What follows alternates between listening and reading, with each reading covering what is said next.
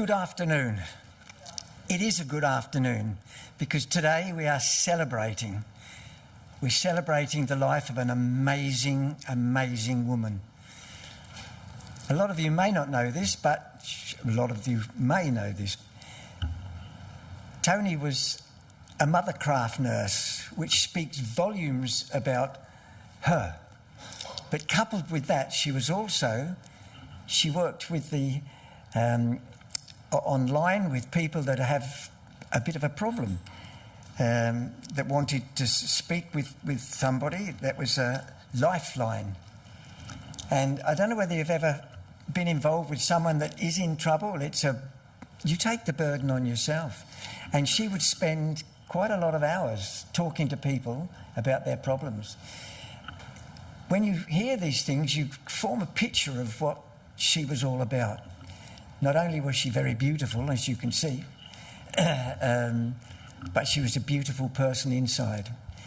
We're going to have some songs played by the granddaughter, and a beautiful song. I thought that I was a reasonably good guitarist until I heard her play, and I realised I can't play the guitar at all. But she sang these songs for Toni, who loved to hear us sing. So the only bit of housework that we should do is the toilets are straight through there. Should you be embarrassed to walk through there, you can go out the back and round. That's about the only housework we've got to do. So let's start. Let's start with the most important thing. I really need to pray before we start. So you can bow your heads, or you can kneel, or you can stand up, or you can sing. You can do whatever you like, but I'm going to pray anyway. And I'm going to ask our Heavenly Father, thank you, Lord, that we are here today. Thank you for the life of this amazing person. Thank you for a wonderful wife. Thank you for beautiful children. And today I pray that each one that gets up and speaks about you will help us to celebrate what your life was all about. So, Lord, I pray that they will all have peace, the peace of you that passes all understanding. And I'm reminded, one of the beautiful scriptures says, love one another as I have loved you. But it starts off with, a new commandment I give to you, to love one another as I have loved you. And there's no doubt about the love that's in this room this morning for this beautiful lady. So I thank you, and I pray that it will go nice and smoothly, and enjoy it, take it all in. Listen to the words of the beautiful song that this lovely lady is going to sing for us. Go for it, babe.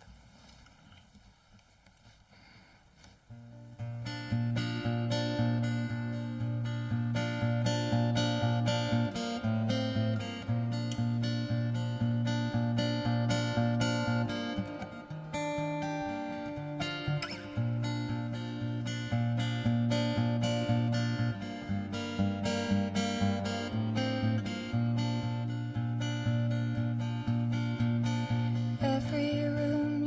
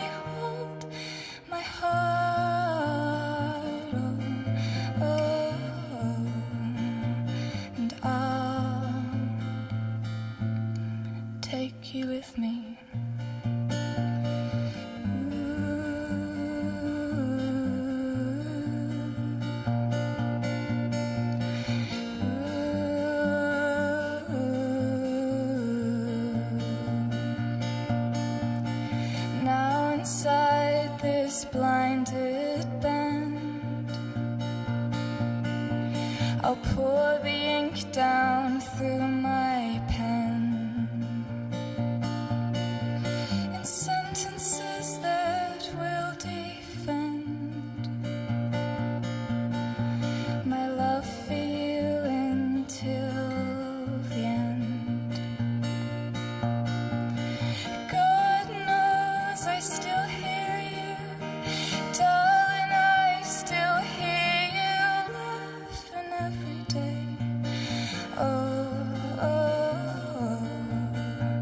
but only for a minute then. You're gone again the minute I awake. Oh, and then you're long gone, like the day from the moon, like the child from his high balloon.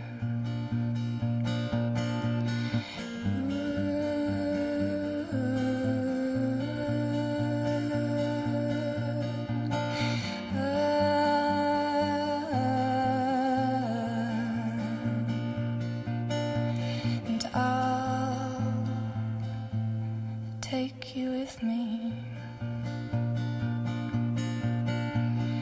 I'll take you with me. I'll take you with me.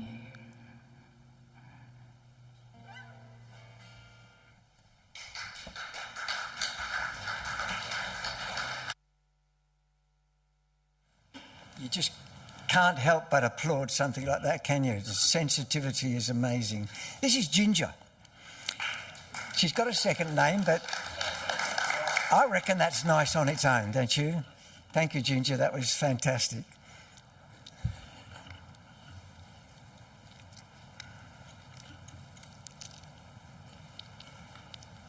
Granddaughter who played these songs to Toni over and over again because Toni loved them, and now you can understand why. The next thing we've got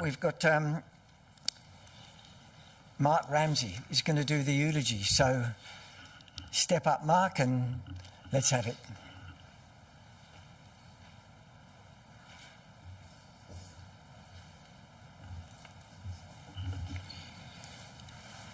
Afternoon. Before anything else,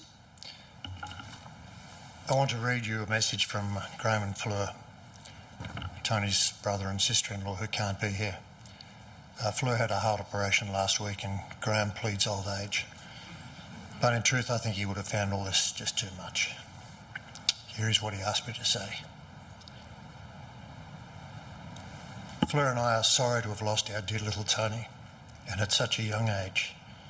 We're so very, very sorry for ourselves, for Robin, for Gavin and Katrine, who have provided extraordinary support for her for so long. We loved her dearly and will miss her dearly. Toni was born on the 28th of March 1946 at Canberra Hospital. She had two older siblings, Josephine, my mother, and Graham. Joe was 15 years older than Toni and Graham 13 years older.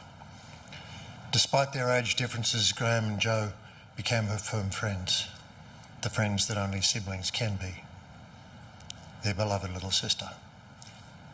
Toni grew up in Canberra. She went to Turner Primary School and then to PLC in Goulburn, where she boarded. She spent 4 lonely years there, coming home only in school holidays. However, in the summer of 1961, Toni met Robin at Merimbula, where she was staying at the family holiday house. Robin and his family were camping nearby. He was 18, she was 15. The park owner, a friend of both families, suggested the kids attend a dance.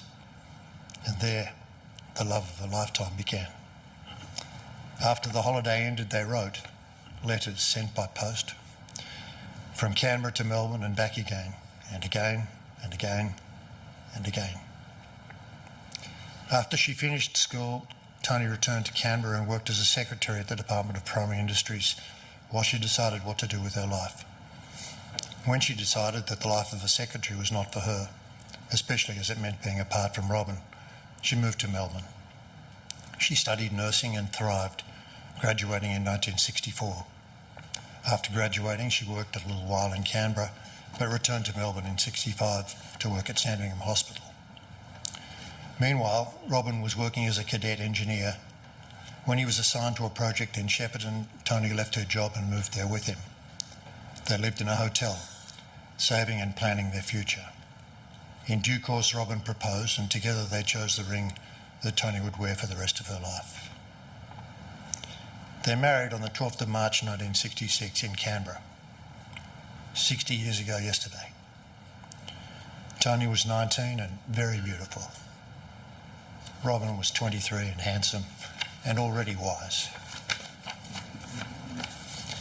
After the wedding, they settled in Melbourne, first in Frankston and then in Parkdale, where Toni worked as a PA at the CSIRO.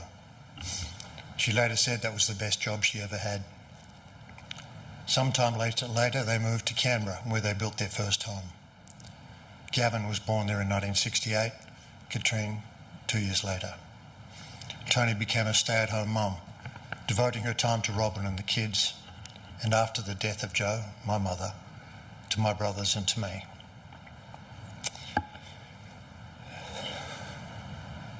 In 1971, the family moved back to Melbourne, to Dingley, where they built a house and Robin took up a new job as an engineer.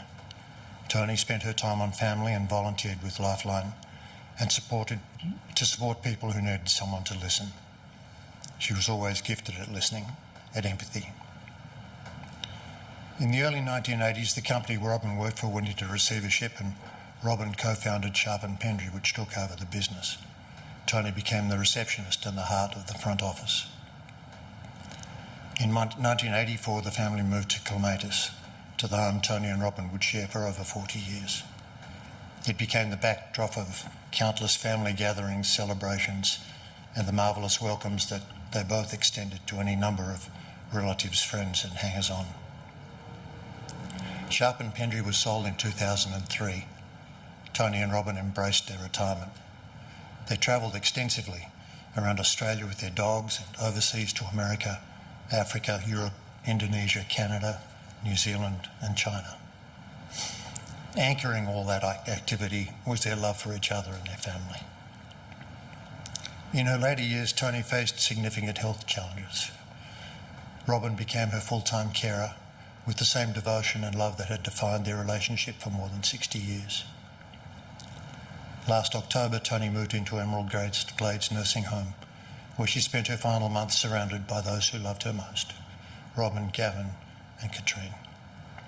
She died peacefully on the 28th of February.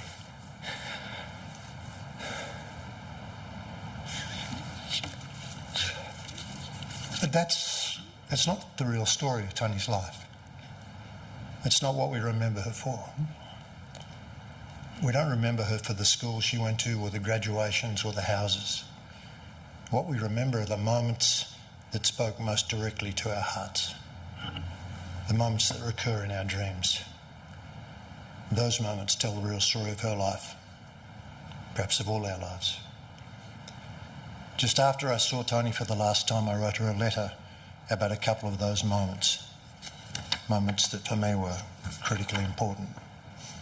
Katrine asked me to read you that letter today, so here goes. Toni, I don't know if you remember your room in Spencer Street when you were a little girl. For a long time, when I was very small, I lived in the house with you, Joe, Laurie and your parents. I suppose it was while Dad was building our house at Fawns Crescent. Your room was a magic place, full of little girl things, toys and dolls and dollhouses your doting father had made for you. It was your private place too, where you retreated from the chaos that swirled outside your door. It was a place I longed to share and which you sometimes let me share. I guess I was about 3 or 4 and you were about 10 or 11, and what I remember most about that time was you, my much older aunt, who was really like my elder sister, 7 years older. That's a lot when you're 3 or 4. I guess you were irritated with me most of the time, as all pre-teens are with younger people. But that didn't stop me worshipping you or wanting to be with you, wanting your attention and love. Sometimes you let me share in some treat or played a game with me. Pillow fights were my favourite. Or held me and comforted me when I had hurt myself. But one day disaster struck. We were in your room and we were doing something together, but I wanted a pillow fight and you didn't. Perhaps thinking that I could entice you, I clobbered you on the back of the head with a pillow. You hit your nose on something. Blood and tears resulted. That is my very first memory. Stuck in my mind all those years for the trauma it represented. I had hurt the person I adored most, and you had been hurt by the idiot boy you'd allowed into your world. Somehow you forgave me and we made up. Years later, when I was about 10 and you and Robin were in Melbourne, I took my first plane trip to see you, and we went to my first horse race at Luna Park, and I marvelled at the lights and bustle in Swanston Street. My big sister aunt had been joined by the man who became my uncle and friend. Together you and Robin were a guide to me and a rock when things went wrong. When Joe died, you kept me from dissolving altogether until I found a way to escape and start my life again. When my world teetered on the edge of catastrophe, you gave me strength, stability, kindness and attention, and your love sustained me for the longest year of my life. Without the trust and belief of the two of you, I would not have summoned the will or the daring to have carried on. Our lives, my darling Toni, have gone down different paths, but you have always been the girl who was kind to me when I hurt her, the woman who had the wisdom to choose the best man you could ever have wanted, and the mother who raised 2 extraordinary, brave, wonderful children. You've been a reminder to me that life can be good even amidst mayhem, that love will always mean more than ambition or success, more even than failure. I wanted to write this because I want you to know I've always loved you. I've always been grateful to you and Robin, and it's past time for me to say that out loud. So that's what I wrote. Toni's childhood was not easy. She was lonely, yet she endured her loneliness with courage and humour and optimism. And her mature years were not easy. She was often ill and not always able to understand her illness. But for most of her life, Toni lived in the sure embrace of the best husband and 2 of the best children anyone could ever have wanted. They and her grandchildren, Hugh and Jacinta and Holly and Ginger, brought joy and pride to her life. Always she cared and showed her care with grace and love, sympathy and understanding. Today we say goodbye and thank you for her life, for her love, for all the memories, for the care, for the shared moments. Toni, I'll see you in my dreams.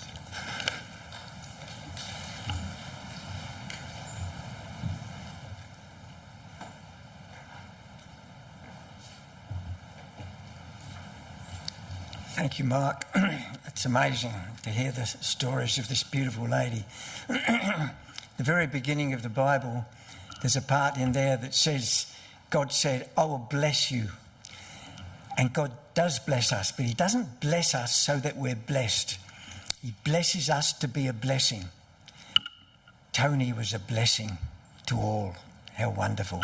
Sue's going to do some prayers for us now. Sue and Malcolm, very good friends of Toni and Robin, and she's going to say some prayers for us. Thank you, Sue.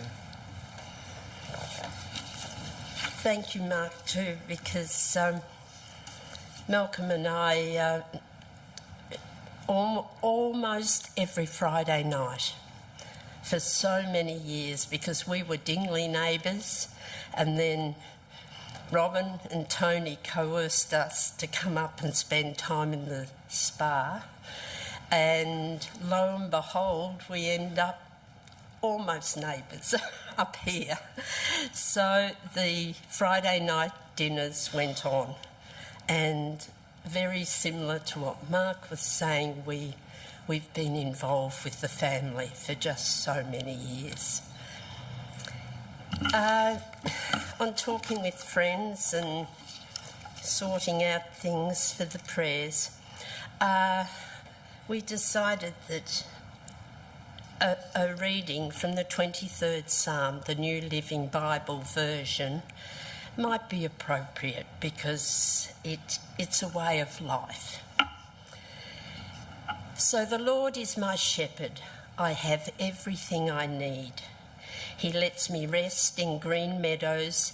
He leads me beside peaceful streams. He renews my strength. He guides me along right paths, bringing honour to his name. Even when I walk through the dark valley of death, I will not be afraid, for you are close beside me. Your rod and your staff protect and comfort me. You prepare a feast for me in the presence of my enemies. You welcome me as a guest, anointing my head with oil. My cup overflows with the blessings that Barry mentioned a minute ago. Surely your goodness and unfailing love will pursue me all the days of my life, and I will live in the house of the Lord forever. So let us join in prayer. As we come together today to celebrate the life of Antonia, she tried to get us, Lord, to call her Antonia, but it just didn't work. We thank you, Lord, for King David's beautiful 3,000-year-old psalm, which comforts and encourages us in all our lives. Lord, you have given each one of us our own physical identity, creating within us a soul that makes our personality different to other kin, and a spirit moving within our whole being to stimulate us to have an intimate relationship with you through your Son, Jesus Christ. So we remember our beautiful, artistic, intelligent, fun-loving Toni, who in her healthier times motivated and encouraged so many relatives and friends. We praise you for her life and look forward to our recurring memories of her. We thank you, Lord. We lift up Robin to you, Lord, for comfort at this time of mourning and a new goal and a new goal for his life when he is ready to make that step. For Gavin and Katie, Katrine and Dean, and grandchildren Jacinta, Hugh, Holly and Ginger, we pray for comfort and wonderful memories of school functions, holidays spent in the great outdoors and at many surf beaches, and more recently, Phillip Island. Toni loves her babies. She loved her own babies, her grandchildren, so much. To watch her with babies was just wondrous. May you remember her cuddles and encouragement, both now and in the years to come. To Toni's extended family and friends, may we be rewarded with wonderful memories too. When coming across old photos and remembering a dear, dear friend, and with Robin, generous and adventuresome barbecues and special dinners. Lord, may we continue to celebrate Toni's life as we walk our own life's pathway, especially remembering what would have been her 80th birthday on the 28th of March. As we all face our unknown future, May we put our trust in you, Heavenly Father, knowing your love and grace is steadfast. And through Christ's sacrifice for us, may we celebrate uniting again in his eternal promise. We lift these prayers to you, Lord, through your Son, Jesus Christ. Praise you, Father, Son, and Holy Spirit. Amen.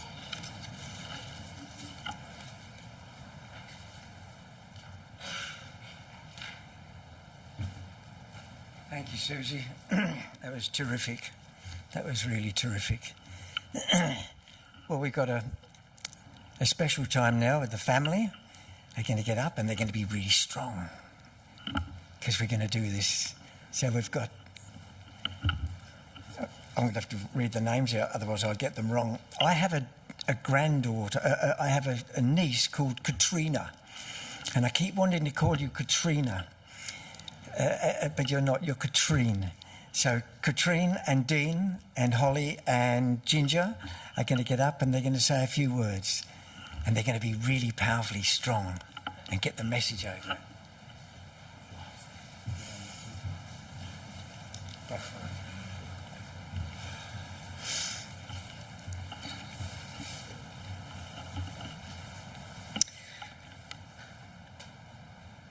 I'm going to try and get through this without crying. Today, I want to share what it was like for me to have Toni as a mum. Because while many people here knew different parts of her, this is my personal and cherished experience of her. I'll never be able to encapsulate my memories and thoughts of her, let alone in 5 minutes, but here we go. I have many flaws, as we all do. However, I cannot remember Mum ever having a word of criticism for me. I felt I could do no wrong in her eyes. She supported every decision I made, how I looked, what I wore, what I did to my hair, what I said. This is the gift she gave me. Because of that, she wasn't just my mother, she was my friend. Growing up, I could tell her anything and she would listen without judgment. No topic was too awkward or off limits. Even when she didn't understand me entirely, she always supported, trusted and accepted me. Sometimes being a friend as well as a mother meant things could get a little unconventional. She'd often say things like, "Are you still doing homework? Stop that now and come and watch telly with me." More than a few times, she even encouraged my friends and I to wag school so we could stay home and watch movies with her. I honestly think it was unintentional reverse psychology because, as a result, I really knuckled down at school. Some people might say, that's no way to be as a mother. But to me, it meant I always felt safe with her. I felt accepted. Even when I didn't deserve her faith, she believed in me. I like to see this as another gift. This autonomy she gave me led me to believe in myself. One rather controversial story I'll share happened on my mum's 50th birthday. Someone gave her a little hash cookie at her party. She came bounding up to me like a kid in a candy store and said, "Oh my God, look what I've just been given." And she said, "Let's sneak off and take a little nibble and see what happens." So that was my mum, a child at heart. She put conventions aside and she often did whatever the heck she wanted to do. A part of this legacy lives on in the way I am with my girls. Rightly or wrongly, I am their biggest fan, just like she was with me. And I hope that legacy of unconditional love carries on through future generations. What makes that legacy even more remarkable is that I've been told Mum didn't grow up in a particularly nurturing environment herself. Well, she certainly broke that cycle. She carved out a new path. She created a family built on unconditional love and acceptance, and this takes great strength and courage. Mum loved music, creativity and colour. She was flamboyant in the best way, colourful, expressive, with an unmistakably loud, uninhibited laugh. She loved pottery, drawing, gardens, and she loved animals. All animals, really, especially dogs. Although spiders were definitely off the table.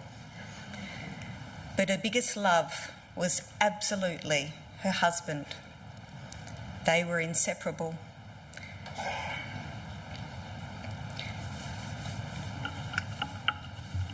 Together, they were a force, and they knew each other inside out. She loved her whole family deeply. The look of pure joy on her face when she saw us was something I will miss most about her. When she could hear Gavin was coming to stay, her unrestrained exhilaration was beautiful to behold. I guess she wore her heart on her sleeve. And this was so clear with her 4 grandchildren, who she absolutely adored. She was endlessly proud of them and loved them with every fibre of her being. They too could do no wrong. Some of my favourite memories with Mum were the simple ones. We loved going shopping together. Markets were our favourite, wandering through stalls full of jewellery, clothes and little trinkets, always coming home with far more bags than we planned. Over the past couple of years, when Mum's health declined, I'd sometimes walk through a market and suddenly feel this wave of sadness, thinking Mum would have loved this place. We also loved meeting at Chadstone. All we had to say was "ooh la la," which was the little shop near the entrance where we'd meet. She'd arrive in her Honda with her half-finished Diet Coke sitting in the centre console, which she'd inevitably finish on the drive home, which at that point was warm and flat and pretty nasty. Once, when driving to Chadstone together, we talked so much that we missed the turn-off entirely and kept driving for at least another hour before we realised. We also took little trips together, often into the city for a night or two. We'd eat out, have a few drinks, see a movie, get our nails done, and then wander back to the hotel room. One night we were laughing so loud at something the hotel staff had to knock on our door and tell us to keep it down. Over the past year or so, Mum hasn't been able to hold a proper conversation, but even now, I still get the urge to pick up the phone and call her for a chat. I suspect that feeling will never go away. I was honoured to be with Mum when she passed away. She was surrounded by love, gentle words, her favourite perfume and beautiful music. Dean was by my side and has been my absolute rock through all of this. Finally, I want to thank you, all of you, for the incredible love and support you've shown us and for sharing today with us. I find myself unable to express how overwhelmingly grateful I feel to all of you.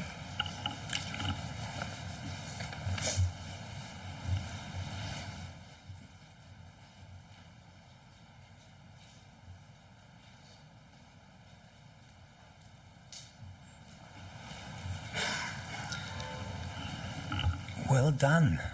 That was fabulous. Today what we're actually doing, we're celebrating and we're making a memory. Today is a memory. So there's lots of different stories that you've all got. And when we go later to the hotel, share them with each other. Don't take them away. You brought them in.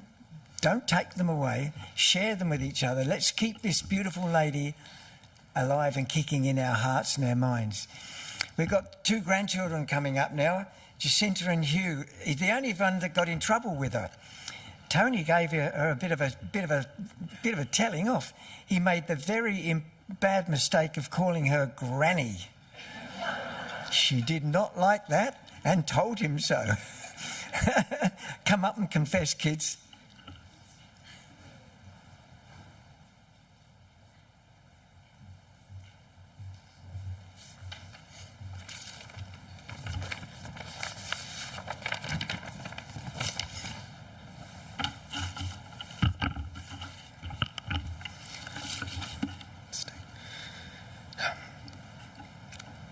Hi everyone. I'm Hugh, and this is my sister Jacinta, two of Grandma's grandchildren. We thank you all for being here today. We're gathered here today in loving memory of our grandma. Not many of you have the privilege of knowing her as your grandma, but we are a few of the lucky ones who do. Grandma has always filled our hearts with love. She's everything anyone could ever want in a grandma, and so much more. One of my earliest memories is running Grandma's jewellery and bracelets through my fingers while she cradled me on her lap. I had great times with her, from sharing laughs and stories over soda water and white wine to amazing holidays across the whole world. We shared so many great times, have made so many great, fantastic stories I hope to one day share with my grandchildren. I will cherish these precious moments forever.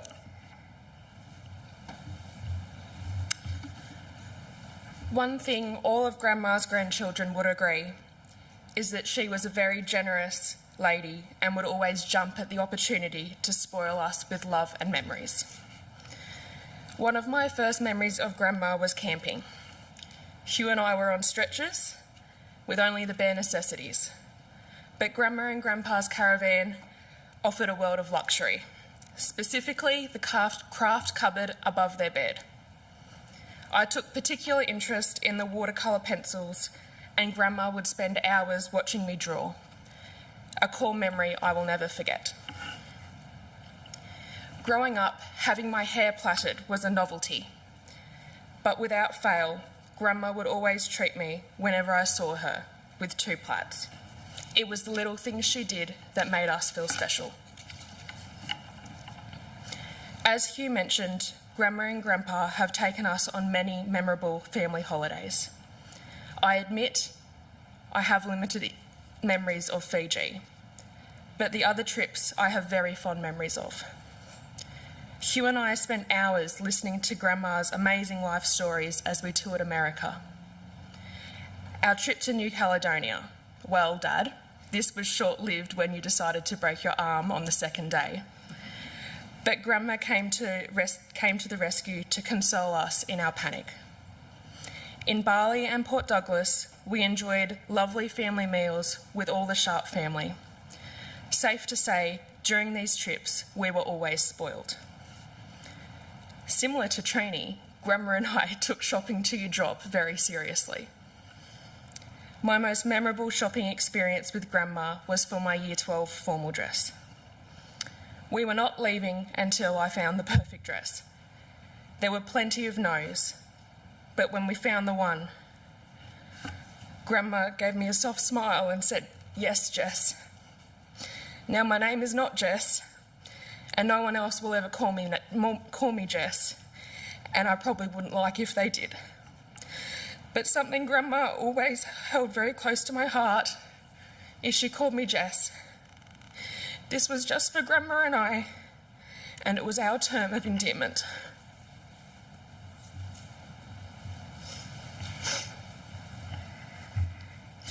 I think we can all agree that everyone who knew Grandma was met with love and compassion, and our grandchildren were certainly no exception.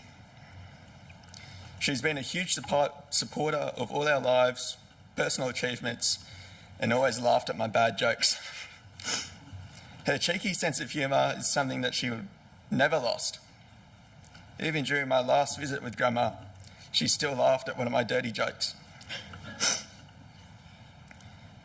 I know that Grandma has lived a very happy and fulfilling life, and we are privileged to have her with us forever.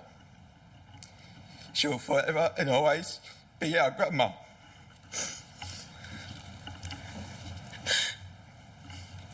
Bye, Grandma.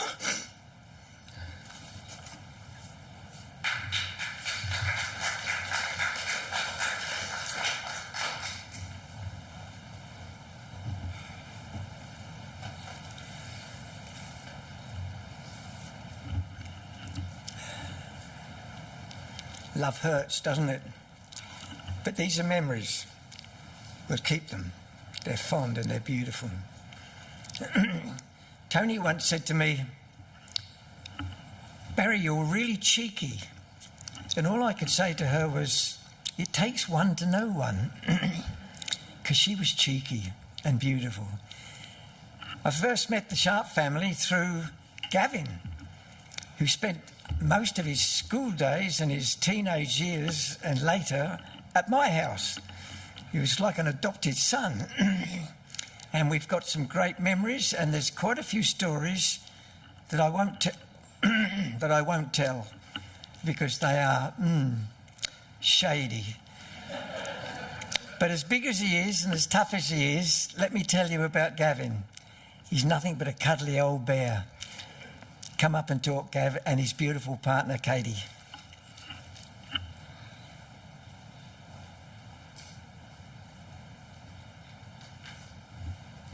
I come with props. And a speech. Thank you. And mine rabbit's on for ages, so apologies in advance. But first, I want to begin by thanking all of you for coming today.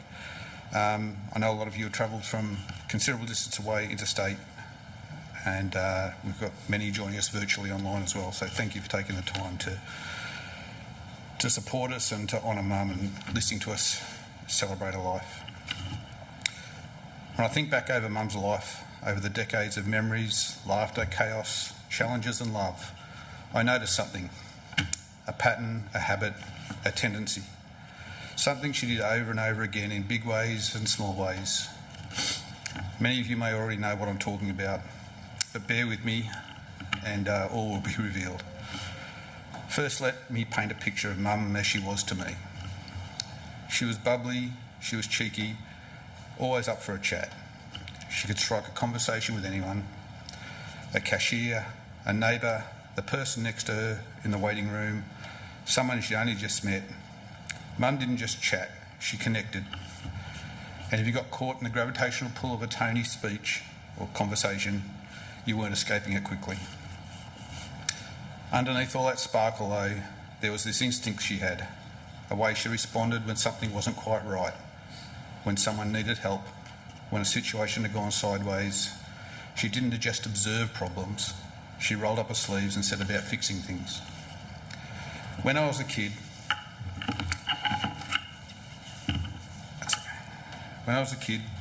this instinct of hers showed up constantly. One of my earliest examples, I'm going to use my prop,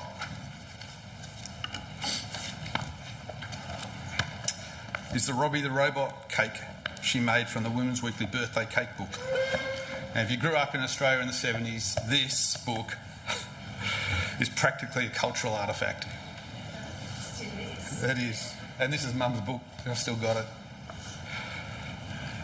Mum didn't just make the robot cake, she engineered it. It had parts, it had structure, it had personality, and I was completely blown away by it. So naturally, I did what any kid would do and I played with it. And naturally, I broke it. I was inconsolable at the time that, Mum just picked it up, didn't panic, inspected the damage, made a little noise, and quietly proceeded to fix the robot like she'd been running a robot repair shop out of her kitchen for years. Crisis averted. Then there was my skateboard mishap when I was about 10 years old, when we lived in Kingswood Drive in Dingley. Foolishly trying to keep up with, I think it might have been Andrew, smashed my 2 front teeth out and became convinced that my life was essentially over. I'd never smile or eat an apple again. My future was bleak.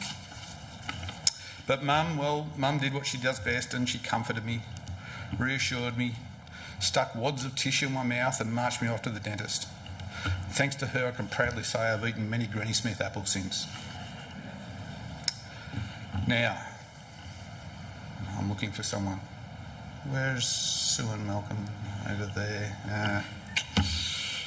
I've got a confession to make, guys. Apparently the truth sets you free, and I guess funerals are a safe place for honesty. And I guess that, the statute of limitations as well are truly passed on this one. Sue, Malcolm, I'm really sorry, but at your house in Dingley once I broke a small ornament. Playing with it just like I did with the robot. I showed Mum, expecting her to be reprimanded, grounded, exiled, something. But she just looked at the pieces and smiled, said, "Give it here." She slipped it into her handbag, took it home, fixed it with glue, and the next time we came round, she popped it back on the shelf, perfectly restored. I don't think you ever had any idea, so surprise. And heartbreak, she knew how to fix heartbreak too. An early girlfriend decided I wasn't the one. Hard to believe. I was absolutely shattered, utterly convinced the world had ended. But somehow Mum managed to stitch me back together emotionally. She always had a way of fixing the pieces that you couldn't see. Her instinct to fix things didn't stop with our family. Mum spent years volunteering as a lifeline counsellor, helping complete strangers navigate their darkest moments. She'd sit for hours on the phone talking people through crisis, grief, fear and trauma. How many people did she steady? How many did she comfort? How many lives did she humbly, quietly fix? We'll never know, but we know that it did matter. But Mum didn't just fix problems, she fixed memories into place too. She fixed traditions. One of the most enduring is our Christmas chicken and grape salad. Who's had it? Show of hands, only a few. Esther, very good. Every year there it was, fresh, colourful and unmistakably hers. Without the tin grapes. She used tin grapes, can't come at tin grapes, can't even find them. Use fresh grapes.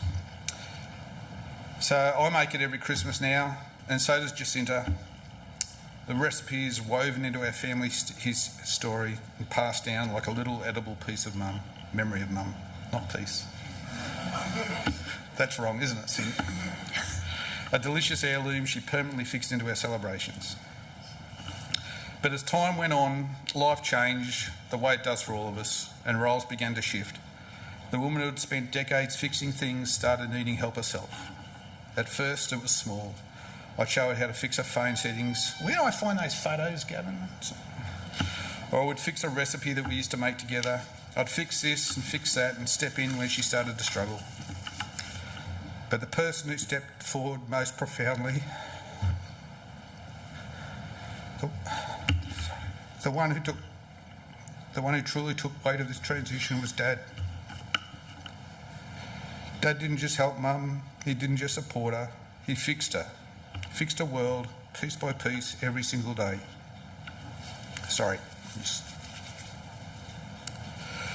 As Mum's health declined, Dad became a tireless, devoted carer. He took on responsibilities that were exhausting, complex and emotionally heavy. He managed her medications, her appointments, her comfort, her daily routines. For years, he was a constant companion, her advocate, her protector. And when she moved into the nursing home, Dad really stepped up. He visited her twice a day, 7 days a week, morning and afternoon, no matter the weather, no matter how tired he was, no matter what else happened in his own life.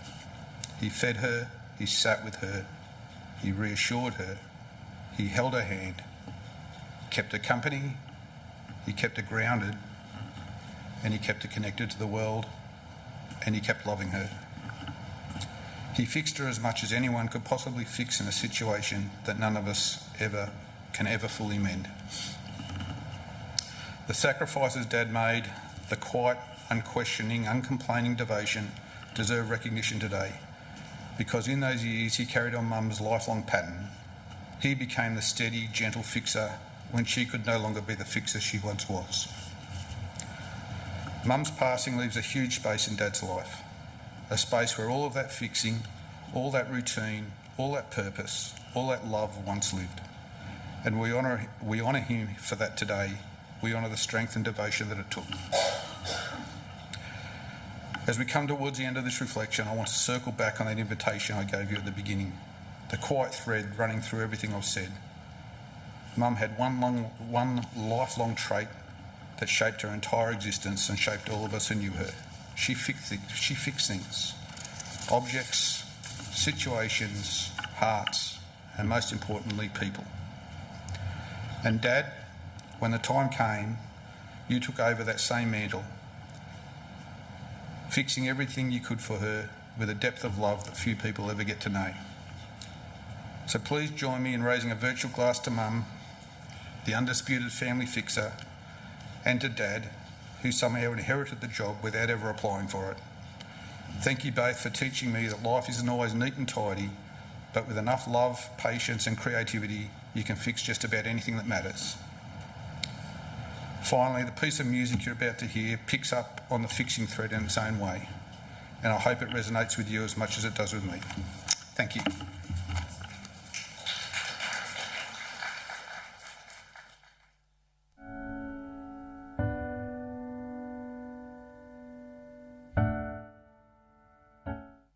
That was terrific, wasn't it? There's a lot of love in the air. We're going to have the music. Yeah. Let's have the music. When you try your best but you don't succeed, when you get what you want but know what you need,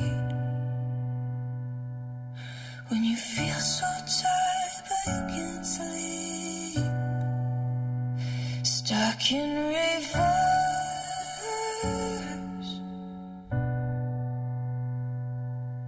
and the tears come streaming down your face. When you lose something you can't replace,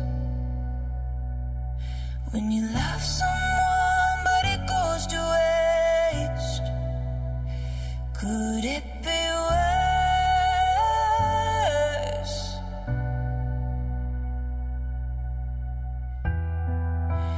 Light will guide you home and ignite your bones, and I will choose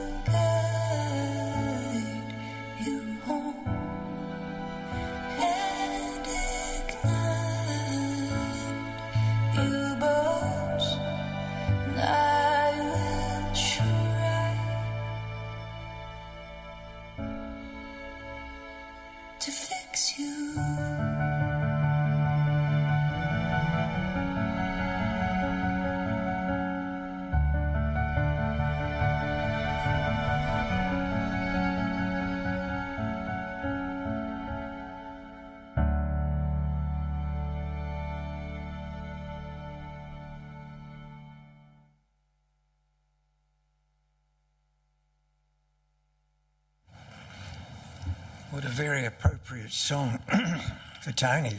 Fix You. She was a fix-it kid, wasn't she? Most definitely. Now we're going to ask this young fella to come up. He used to nearly run me over in Macclesfield. I used to do a bit of running and I thought I don't know whether he did it deliberately, but he tried to write me off a couple of times.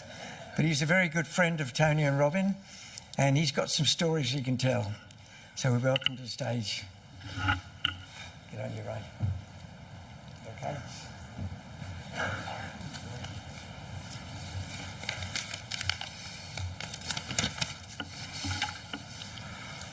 Good afternoon, everyone. For those who may not know me, my name is Ray Ladd, and my wife Sharon and I had the privilege of being close friends with Robin and Toni since the early 80s. Over that time, we shared many wonderful times together, which created some of our most treasured memories. They included dining out, caravanning, overseas trips, cruises, and just spending time together. What I remember most about Toni is her friendship, the easy conversation, her sense of humour, and the way she made people feel comfortable and welcome. Toni could also laugh at herself. We were on a cruise in Asia with Robin and Toni, and as most of you would know, at the end of a cruise, your luggage is collected the night before disembarking, and you just keep out clothes you need for the next morning to disembark. It was about 7 o'clock on the day of disembarking, and our phone rang. It was Toni. "I'm in trouble," she said. "I packed all my clothes in my case last night and I've got nothing to wear." Fortunately, Sharon had kept some extra clothes and was able to loan them to her, and she was able to disembark.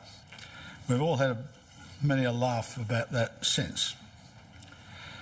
The day Robin rang and told us that Toni had passed away was very sad. That night we went through the photos, all of our photos, of our trips together. It reminded us of the happy times spent with them and the impact that Toni had on our life.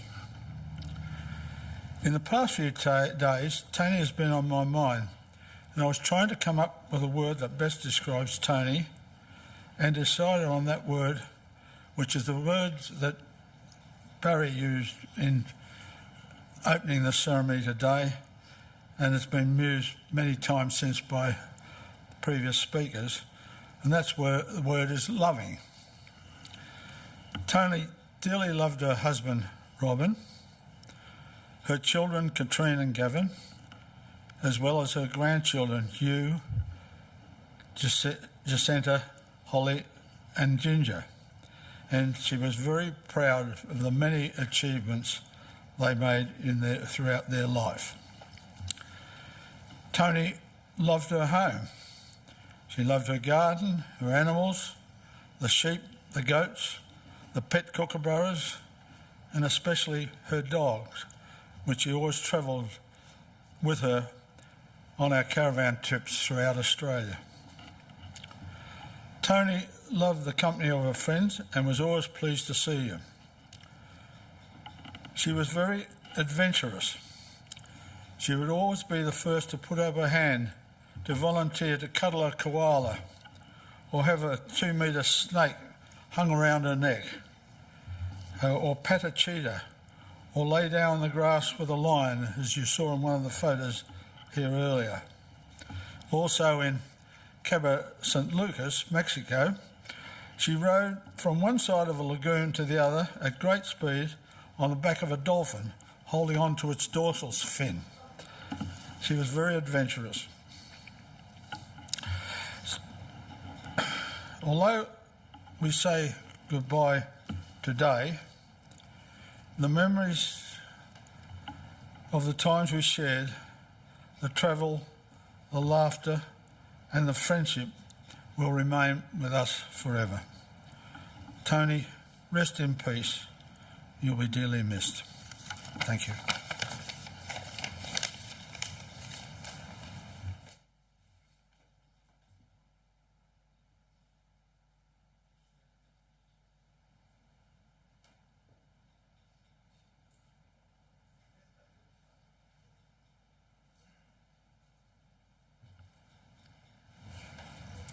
That's what friends are for, isn't it? They've been really good friends. We've known them for quite a long time, 40-odd years, and they've been very, very close. It's wonderful to have friends. And what Ray has just said, memories. We're creating a memory today. Don't let this girl disappear. Don't let it fade away even. Just keep her right up in your memory. Some of these things that have been said, they're all saying the same thing, aren't they? And the theme of this whole thing is love. What a beautiful person, loving people. So let's keep her alive in our hearts and in our memories. And it's a brother-in-law who's going to get up and say a few words. Now, Paul.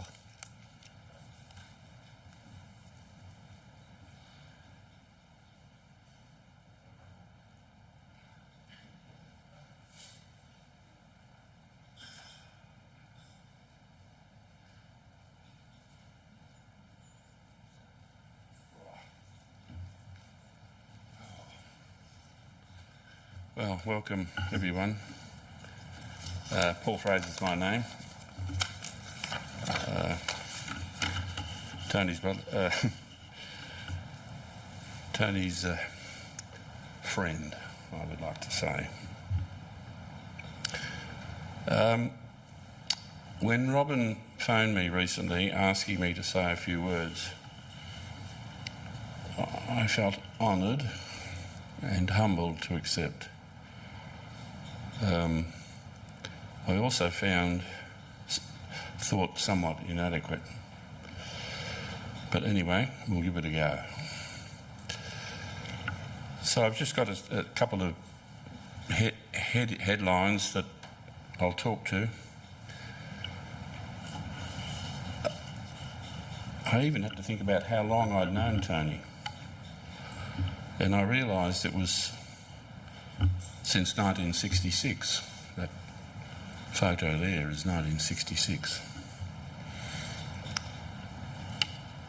So Toni has been a treasured part of my life for nearly 2/3 of my life. 60 years of friendship cannot be adequately portrayed in a few inadequate words of mine, but here goes. As has been mentioned, Toni and Robin met at Merimbula at a local dance in 1961. Toni was a Canberra girl, as has been said, a trained mothercraft nurse. Coincidentally, Robin's sister Jocelyn and I also met at Merimbula at the Short Point Beach in January 1966. Toni and Robin married later that year in Canberra, and Jocelyn was my wife. Jocelyn now, well, not in 1966, sorry. Jocelyn was her beautiful bridesmaid. Needless to say, right from the start, Toni impressed me greatly. She was a very beautiful lady. Just look at that photo. In appearance, character, demeanour and personality. Shift to 1969 with the good times in Canberra. Jocelyn and I married in 69. On our honeymoon, we stayed at Toni and Robin's home in Canberra. And now, the family was graced by a very handsome baby boy, Gavin. You were handsome, believe that. Over several visits to Canberra, I remember picnics with Robin and Toni in the bush near Canberra, ski trips to the nearby mountains. Wonderful times. In the early 1970s, the focus shifted to Dingley. Toni and Robin, babies Gavin, and now an even more handsome baby, Katrine, moved back to Melbourne in the early 1970s, settling in Dingley. Coincidentally, Jocelyn and I also purchased our first house in Dingley in 1975, together with Andrew and Megan and Ben arriving in 1978. I remember barbecues around the pool, Robin as the barbecue master chef, Toni preparing healthy salads, that's already been mentioned. I remember that. Jocelyn not so healthy desserts, and yours truly bringing a decent bottle of wine. Cousins having a great time together. Gavin, when I think of your Dingley home, I have this vision, which may or may not be true, of you making a kamikaze leap from the roof of the house into a relatively shallow pool. I was incredibly impressed, but I can tell you what, your mother was not impressed. Not impressed at all. Good times at Tathra. I don't think Tathra's been mentioned yet, has it? Maybe it has. What wonderful Christmases, post-Christmas celebrations we had with Robin and Toni in their beautiful Tathra property. Wish we still had it. Magnificent views over Tathra Bay. Profitable fishing trips in Robin's boat out of Tathra. Fish cook-ups in the evenings. Lots of laughter and good times. 1984, post-Dingley. Both families departed Dingley in 1984. Toni and Robin, Gavin and Katrine to their impressive property nearby here at Clematis. Jocelyn and I, Andrew, Megan and Ben to Mount Eliza. After 40 plus years, Clematis and Mount Eliza are still our family homes. There were frequent visits to both Mount Eliza and Clematis. Toni was a wonderful host. Some final thoughts. Jocelyn, Toni's beloved sister-in-law, my late wife, passed away in 2017. She was 69. Toni and Robin offered me wonderful support during those difficult months as Jocelyn slowly slipped away. Robin, I trust I was able to do the same for you in some small way in recent times. So what can I say? With Toni Sharp's passing, we have lost a most beautiful woman, physically and spiritually. A devoted partner for Robin, a most talented and inspiring mother for Gavin and Katrine, the proudest grandmother to Jacinta, Hugh, Holly and Ginger, a generous host and a confidant to her wider family. Naively, I would like to think that Toni and Jocelyn are now somehow reacquainted spiritually. Vale and Antonio Sharp, forever in our hearts. Thank you.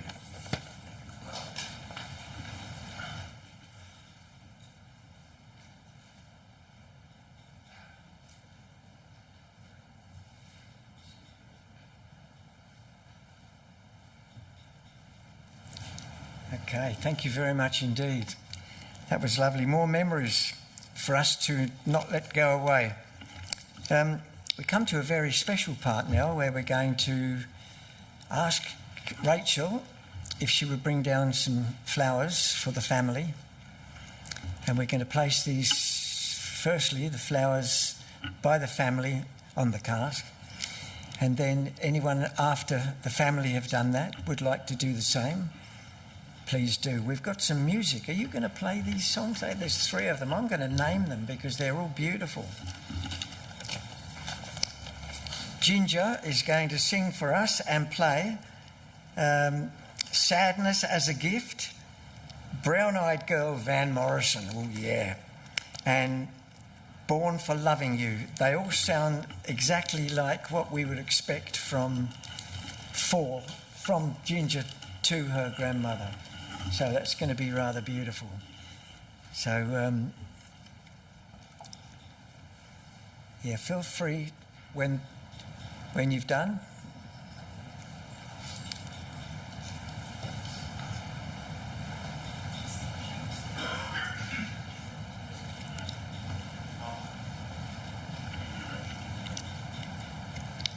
Do them for her. Yeah. So we're going to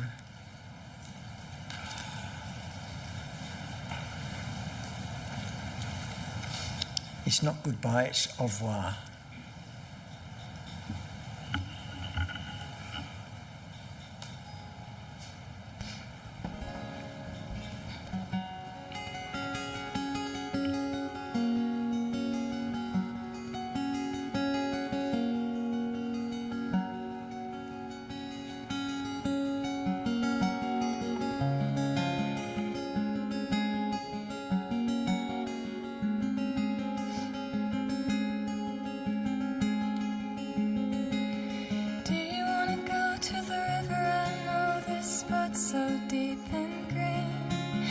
wild raspberries and apple trees and rocks to climb between.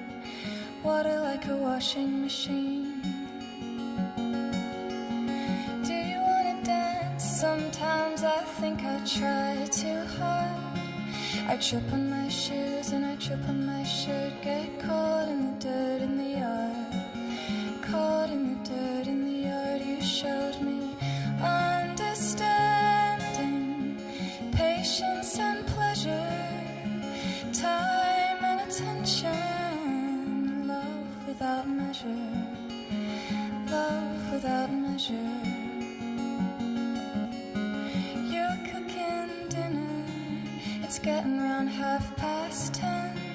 I haven't smelled food so good since I don't know where and I don't know when. Where and I don't know. Stove light glows like a fire was sitting on the kitchen floor. And just when I thought I couldn't feel more, I feel a little more. I feel a little understanding, patience and pleasure, time and attention, love without measure, love without measure.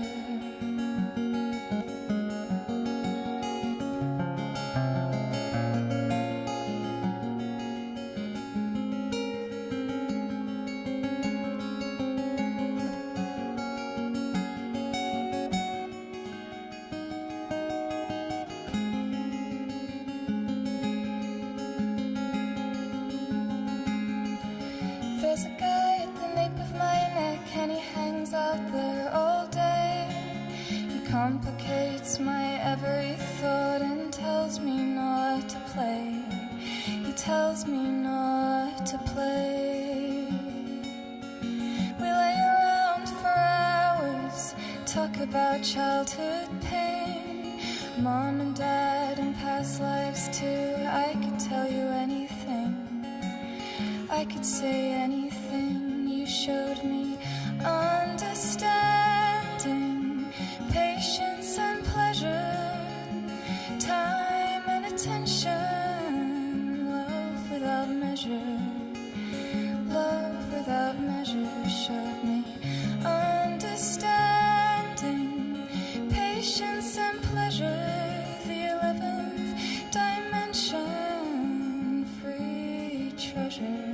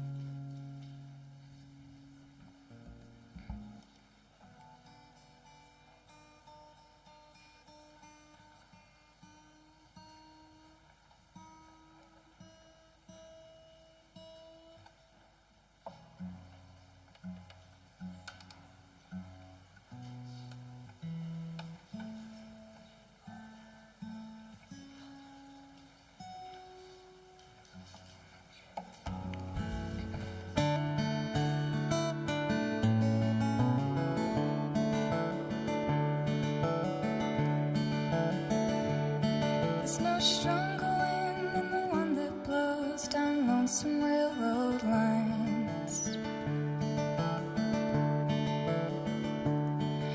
No prettier sight than looking back on a town you left behind.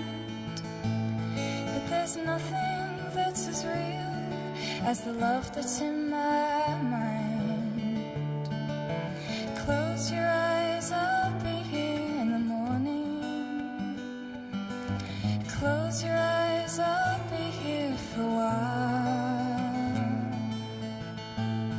Oh, the mountains and the rivers and the valleys can't compare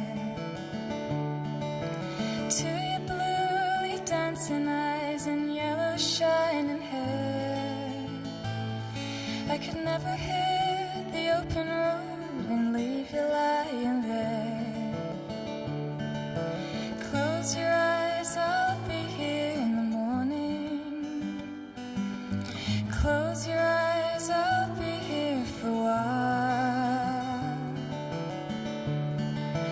lots of things along the road I'd surely like to see. I'd like to lean into the wind and tell myself I'm free. But your softest whisper's louder than the highway's call to me. Close your eyes, I'll be here in the morning. Close your eyes, I'll be here for a while. Oh, lay your head back, easy love, and close your crying eyes. I'll be laying here beside you when the sun comes on the rise. And I'll stay as long as the cuckoo wails and the lonesome blue jay cries. Close your eyes, I'll be here in the morning. Close your eyes, I'll be here for a while. Close your eyes, I'll be here in the morning. Close your eyes, I'll be here for a while.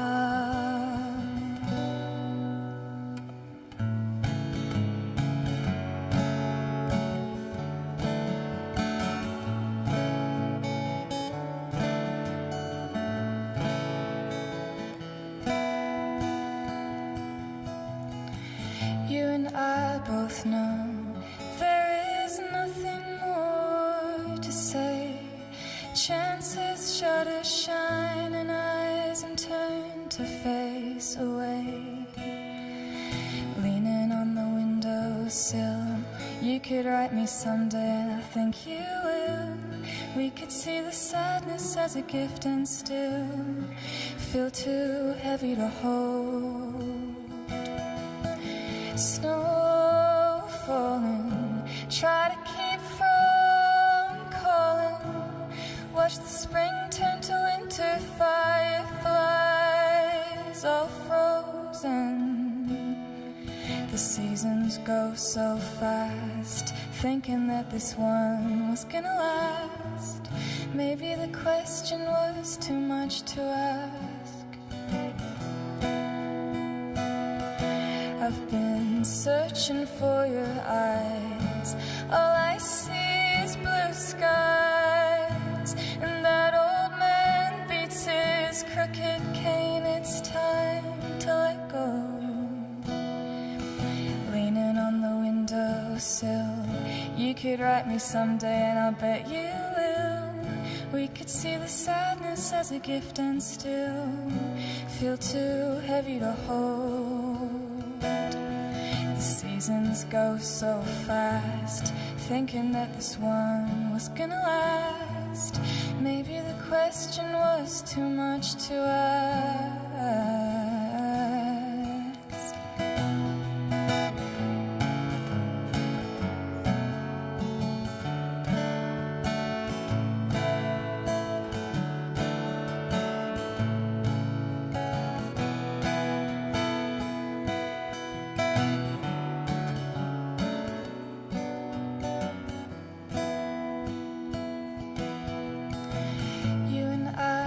See into the same eternity, every second brimming with a majesty. Oh, kiss so sweet, so fine, you could hear the music inside my mind. And you showed me a place I'll find, even when I'm old, just leaning on the windowsill. You could write me someday and I bet you will. We could see the sadness as a gift and still feel too heavy to hold. The seasons go so fast, thinking that this one was gonna last. Maybe the question was too much to ask.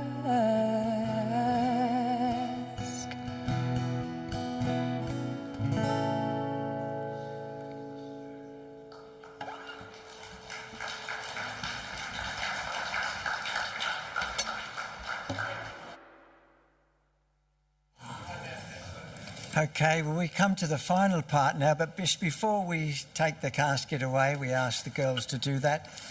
I'd just like you to say thank you to this fantastic girl, Ginger.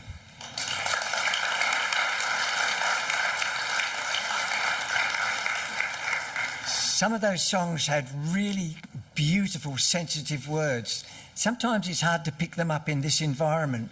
If you want the words, just let someone in the family know, and I'm sure we can get those words to you because they're worth perpetuating the memory of today, which is good.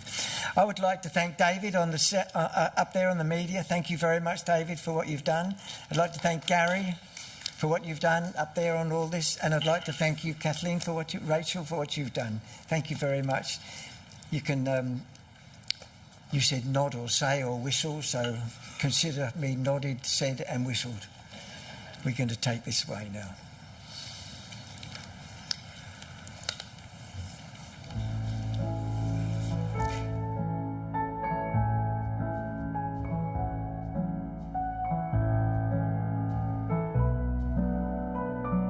Hotel for talks, for drinks, for snacks. Don't let the memory disappear today. Share your memories that you've had with Toni, with each other. We'll be up there and we'll enjoy that together. On behalf of the Sharp family, thank you very much for coming today.